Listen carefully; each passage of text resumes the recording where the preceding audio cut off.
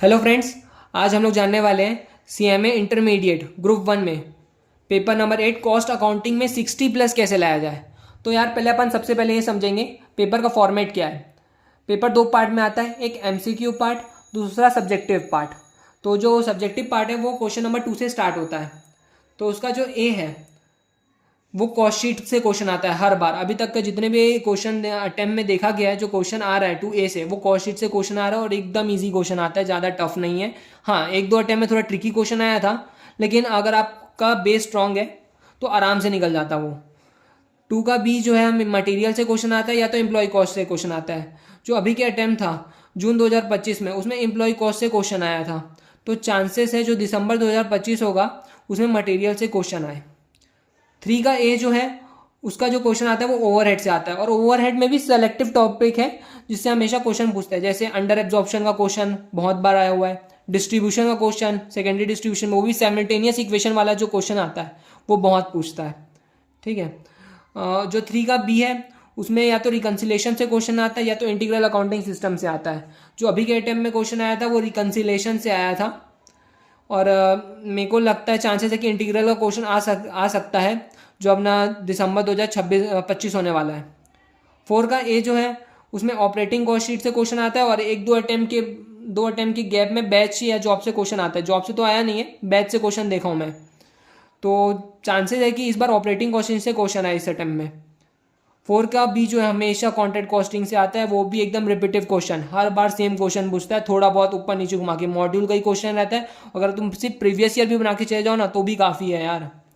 और जो 5 का है उसमें प्रोसेस कॉस्टिंग से क्वेश्चन आता है।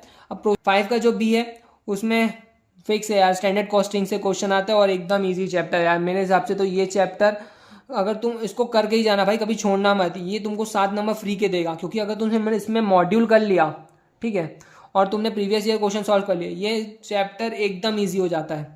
हमेशा रिपीटिव क्वेश्चन आते हैं इस चैप्टर से भी। जो 6 का मार्जिनल कॉस्टिंग का क्वेश्चन आता है, और ये थोड़ा सा टफ तो नहीं बोलेंगे, ट्रिकी रहता है। अगर आपको क्वेश्चन समझ आ गया तो एकदम आसान हो जाता है। अगर मेन तो क्वेश्चन ही गेम खेल लेता है ना, कि अगर आप क्वेश्चन नहीं समझ, क्योंकि क्वेश्चन बहुत बड़ा रहता है, अगर आप क्वेश्चन नहीं समझ पाओगे तो आप मार्जिनल बना नहीं पाओगे। 14 नंबर फ्री के थोड़ी दे रहा है ये। अगर आप समझ जाए तो आपका कॉन्सेप्ट अच्छा है तो आप इस चैप्टर को चूज़ कर सकते हो। और 7 का ए जो है बजट और बजटरी कंट्रोल से आता है।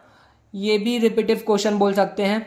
जो फ्लेक्सिबल, कैश बजट, ये 2-3 हैं जिसमें हमेशा ये क्वेश्चन पूछता है। और इसमें भी मॉड्यूल आपने प्रीवियस ईयर क्वेश्चन कर लिया तो बहुत ईजी चैप्टर है ये, आराम से हो जाएगा।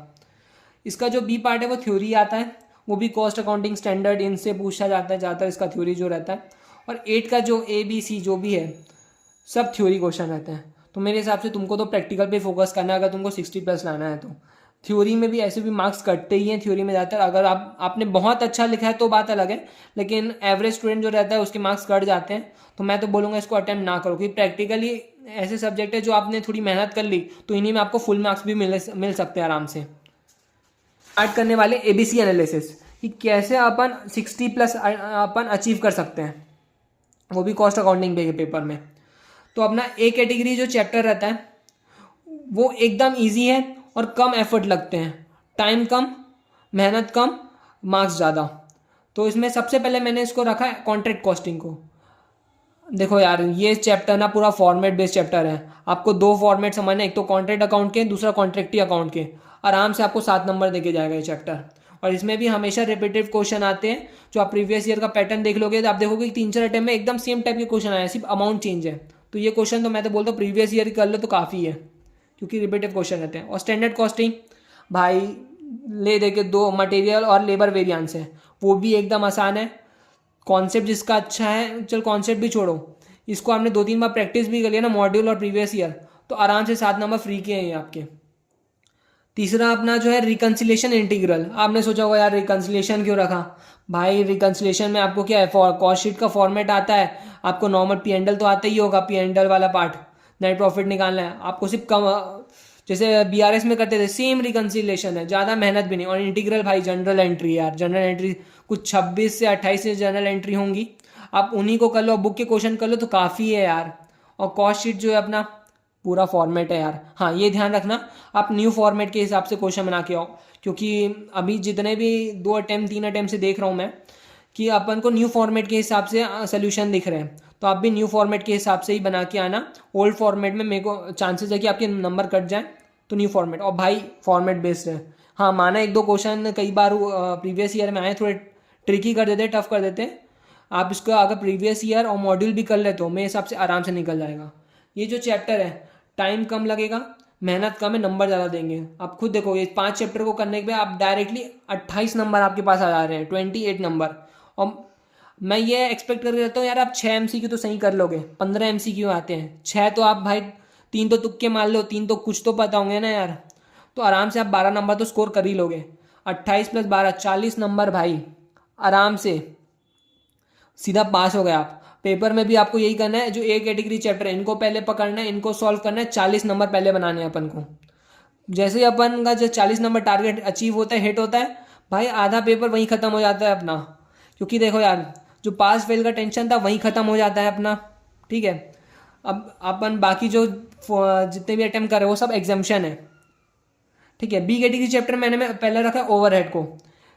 यार देखो ये चैप्टर टफ नहीं है, लेंदी बहुत है, क्योंकि इसमें बहुत सारे छोटे छोटे जैसे डिस्ट्रीब्यूशन हो गया, प्राइमरी सेकेंडरी वाला, under absorption, over absorption, machine hour rate, ये और एक दो छोटे मोटे टॉपिक जो है वो सारे टॉपिक देखो यार इजी है, हाँ थोड़े लेंदी है।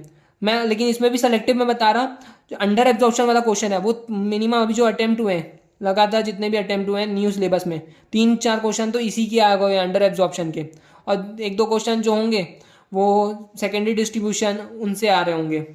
तो यार ये चैप्टर तो आसान है, आराम से 7 नंबर देंगे अगर ये सेलेक्टिव टॉपिक कर लेते हो।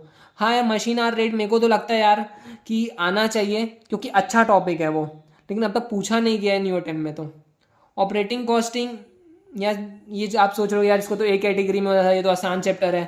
भाई मैंने इसको इसलिए रखा है क्योंकि ये कई बार पूछता है, कई बार नहीं पूछता है, क्योंकि हर 2-3 अटेम्प्ट के बाद ना बैच कॉस्टिंग का क्वेश्चन आता है, ये भी आसान है, लेकिन यार तुम इसको बी कैटेगरी में रखो ज़्यादा अच्छा है, क्योंकि ये फिक्स्ड है ना, और ये कई बार आते हैं कई बार नहीं आते। हाँ इसमें आप प्रीवियस ईयर और मॉड्यूल का क्वेश्चन कर लो तो भाई एकदम आसान चैप्टर, ये भी 7 नंबर आपको फ्री में देके जाते हैं।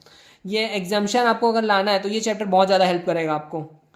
और मटेरियल और लेबर, भाई देखो मटेरियल हाँ थोड़ा सा ज़्यादा नहीं लेंदी है, थोड़ा सा लेंदी है, और लेबर भी अच्छा खासा लेंदी है, क्योंकि छोटे छोटे टॉपिक है, भले इजी है ये दोनों चैप्टर, आराम से आप थोड़े से एफर्ट में ज़्यादा नंबर स्कोर कर सकते हो, ठीक है। अपन आते हैं अब सी कैटेगरी चैप्टर्स पे। सी कैटेगरी चैप्टर वो चैप्टर है जिसमें अपन को एफर्ट तो देना है, और लेकिन हाँ ये थोड़े टफ भी आते हैं, ट्रिकी क्वेश्चन रहते हैं। और जो बी कैटेगरी है उसमें भाई इजी है, लेकिन मेहनत करनी पड़ेगी, टाइम देना पड़ेगा। तो सी कैटेगरी चैप्टर में अपने आते हैं सबसे पहला प्रोसेस कॉस्टिंग। इसमें अपना जॉइंट प्रोडक्ट बाय को प्रोडक्ट एकदम आसान लगता है मेरे को। अगर ये क्वेश्चन आते हैं पेपर में तो भाई इसको अटेम्प्ट करो ही करो, क्योंकि ये एकदम फ्री के नंबर देके जाते हैं। हाँ और बाकी जो इसके छोटे छोटे टॉपिक हैं वो थोड़े लेंदी हो जाते हैं, और तो कई बार टफ भी कर देते हैं मेरे को लगता है क्वेश्चन के हिसाब से, क्योंकि एवरेज स्टूडेंट इसको हैंडल नहीं कर पाएगा। तो मैं इसलिए इसको सी कैटेगरी चैप्टर में रखा हूँ। अगर जॉइंट और बाय प्रोडक्ट का क्वेश्चन आता है तो आराम से अटेम्प्ट कर लोगे आप, और बाकी जो है थोड़ा सा ट्रिकी लग जाता है। और मार्जिनल कॉस्टिंग भाई ये टफ नहीं है, ट्रिकी है, अगर आपको क्वेश्चन समझ आ गया तो आप 14 नंबर फ्री के ले जा लोगे। हाँ थोड़ा लंबा चैप्टर है तो मेहनत लगेगी इसमें टाइम भी लगेगा, और आपको मार्क्स भी चाहिए तो इसमें मेहनत करनी पड़ेगी। बजट एंड बजटरी कंट्रोल मैंने सी में इसलिए रखा है भाई, ये कैटेगरी बी में आ सकता था आराम से, या ए में भी आ सकता है, क्योंकि इसमें भी रिपीटिव क्वेश्चन रहते हैं, क्योंकि फ्लेक्सिबल और कैश बजट से ही क्वेश्चन आते हैं, तो ये भी आसान है।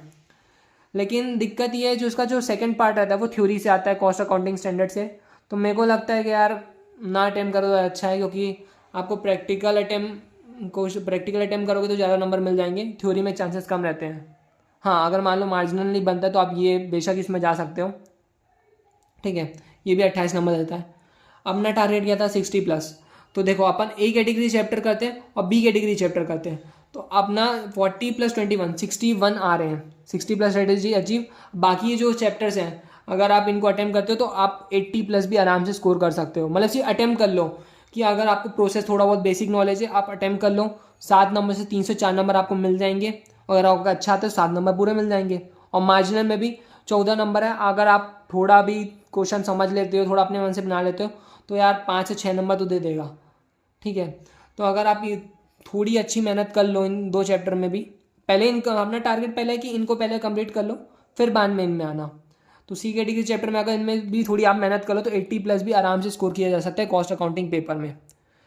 तो बस आज के लिए इतना ही गाइस। और मैं आपको बताना चाहूँगा, अगर आपको कॉन्ट्रैक्ट कॉस्टिंग, स्टैंडर्ड कॉस्टिंग और इनमें से A B C, अगर इन सारे चैप्टर में से किसी भी चैप्टर का डेडिकेटेड वीडियो चाहिए, जैसे कॉन्ट्रैक्ट कॉस्टिंग का प्रीवियस ईयर क्वेश्चन या मॉड्यूल सोल्यूशन, स्टैंडर्ड कॉस्टिंग का प्रीवियस ईयर क्वेश्चन या मॉड्यूल सोल्यूशन, तो आप बिल्कुल कमेंट कर सकते हो, मैं इसके ऊपर पूरा डेडिकेटेड एक वीडियो बना सकता हूँ। तो आज के लिए इतना ही guys, thank you for watching this.